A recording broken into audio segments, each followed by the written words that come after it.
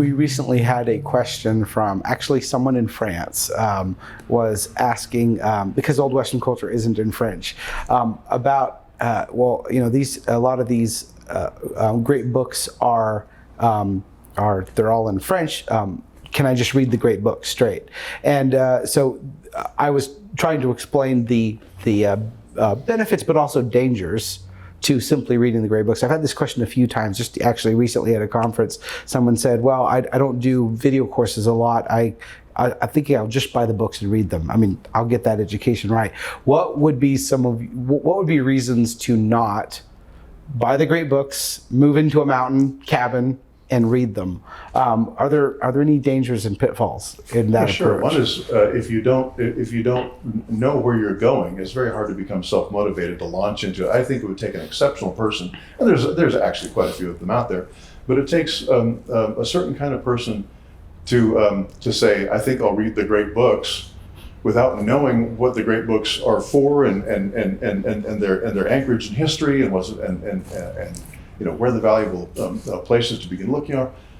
It's difficult for a person to do that on his own and maintain the motivation. One of the things that's so great about people like C.S. Lewis and Dorothy Sayers and many of their friends, and other people like Chesterton and so on, is that they can talk about a book and make you want to read it.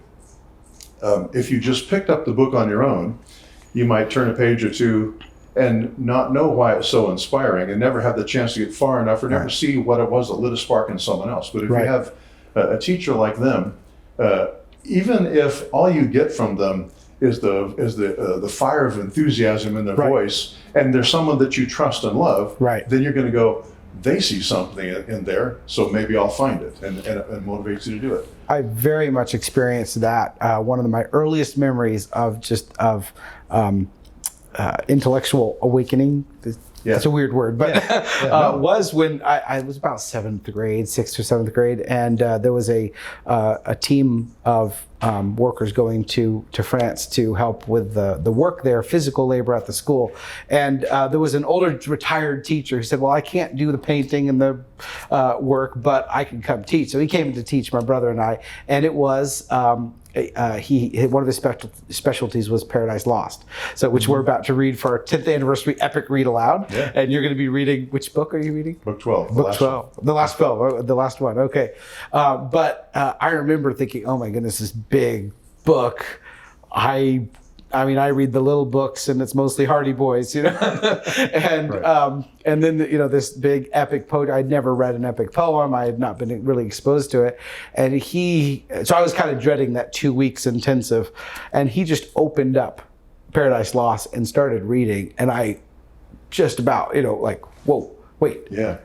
What it just floored me even at that young age, and I think from that point I knew that I needed to read that book, and I needed to read other books like it. That's exactly what should happen. And that happened in 10 seconds. There was a 10-second moment where he read the opening lines, maybe a minute, and it affected me for the rest of my life. That was incredible. That's exactly what should happen. I don't even remember his name, but I remember his reading. To the extent that I'm a teacher, is because I had teachers like that too. I can think of 2 teachers in high school and 3 teachers in college who set me on fire and set me on the path that I'm on. And I've often told my students over the years in my online classes, after they've been with me for 4 years, and we come to the last day of the last year, and I give my final valedictory address to them, motivate them to go out in the world. One of the things I always tell them is that you will almost certainly find someone who knows more than I do, and you'll discover that I've said things wrong. I've made errors. I've made mistakes. But you'll never find anybody who loves this stuff more than I do, and I hope loves you more than I do. You'll never find someone who loves this stuff. And so what I hope more than anything else, my greatest desire is that the students, if they get nothing else from my classes, they'll remember with pleasure and affection and delight the enthusiasm and the love that their teacher had for these books. And they'll go away, and the rest of their life they'll remember but with fondness and with a positive feeling of the idea of these wonderful books. Right. And that will hopefully inspire them to continue reading. But at least they will have gone away not having the sour negative attitude that many people have to do. Right. Plutarch said famously, and people always paraphrase it this way, that education is not filling a bucket but lighting a fire. Right. And that's exactly right. Filling a bucket is a big part of it, but lighting the fire is an indispensable, absolutely essential part of it. Right. If everything else goes, if you spark them by your own enthusiasm, your own love for it, then the rest is taken care of.